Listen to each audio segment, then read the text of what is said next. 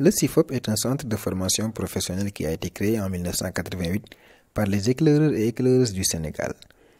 Étant orienté vers les métiers pratiques, c'est dans cette perspective que le centre accueille en ce jour un atelier où les élèves seront formés dans le domaine de l'énergie solaire. Raphaël Donjon, le président de la Fondation Planète Solaire et éco-explorateur, et par ailleurs le premier à effectuer le tour du monde avec un bateau solaire, a pris part en tant que panéliste. Alors nous, ce qu'on espère, c'est de montrer que l'énergie solaire peut nous permettre de nous affranchir des énergies fossiles et d'arrêter finalement augmenter les gaz à effet de serre et augmenter et changer le climat. Et je pense que vraiment l'énergie solaire et les énergies renouvelables, ça peut nous permettre de nous affranchir des énergies fossiles. C'est une énergie qui est bon marché et je pense qu'en plus ici au Sénégal, vous avez beaucoup de soleil. Et le vertu de ce centre de formation, à mon avis, un des premiers en Afrique. Et même en Suisse, ça va commencer l'année prochaine, cette formation d'installateur solaire. Je pense que c'est une chance, une opportunité pour votre continent et pour le Sénégal. Le centre possède 13 filières et accueille 300 jeunes par an. Ibrahima Gueye, qui en est le directeur exécutif, atteste sa satisfaction. Très satisfait parce que nous avons eu aujourd'hui l'occasion en tout cas d'échanger avec des experts au niveau mondial, des explorateurs aussi au niveau mondial sur ces questions-là énergétiques, de transition énergétique.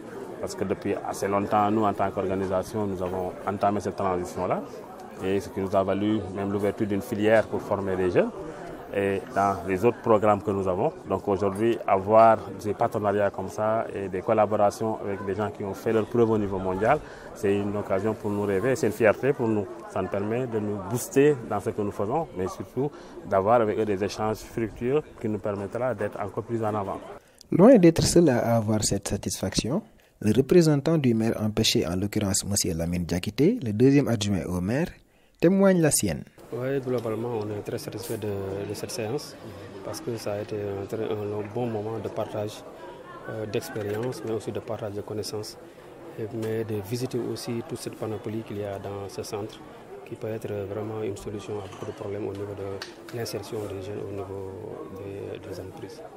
Le marché de l'énergie solaire assure et rassure. Tels sont les propos du directeur Ibrahima Gueye qui encourage ses élèves et les invite à la persévérance. C'est très ouvert. C'est un marché très ouvert parce que pendant longtemps, il n'y a pas d'installateurs formés qui ont des compétences, formés dans une école et qui ont la possibilité d'être compétents et performants.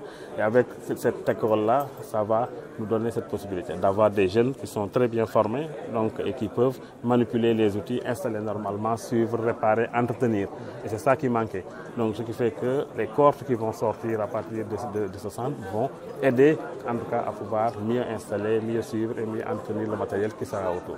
Le maire profite de l'occasion pour informer aux jeunes de sa commune qu'il ne ménagera aucun effort pour leur insertion dans ce centre afin d'augmenter leurs chances à intégrer le marché. Ce que doit faire la mairie par rapport au GED dans sa globalité, et particulièrement pour ce qui est du centre, c'est essayer de trouver une convention pour permettre à un maximum de jeunes de s'insérer au niveau du centre et de se faire former pour pouvoir bénéficier des opportunités dans le domaine de l'emploi.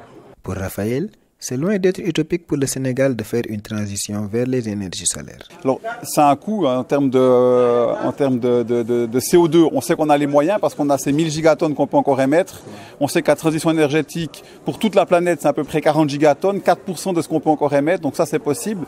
Après, bien sûr qu'économiquement parlant, il faut trouver des solutions pour réussir à financer ces changements. Parce que lorsqu'on passe aux énergies renouvelables, contrairement aux énergies fossiles où chaque mois on paye un petit peu, les énergies renouvelables, il faut payer directement pour 25 ans.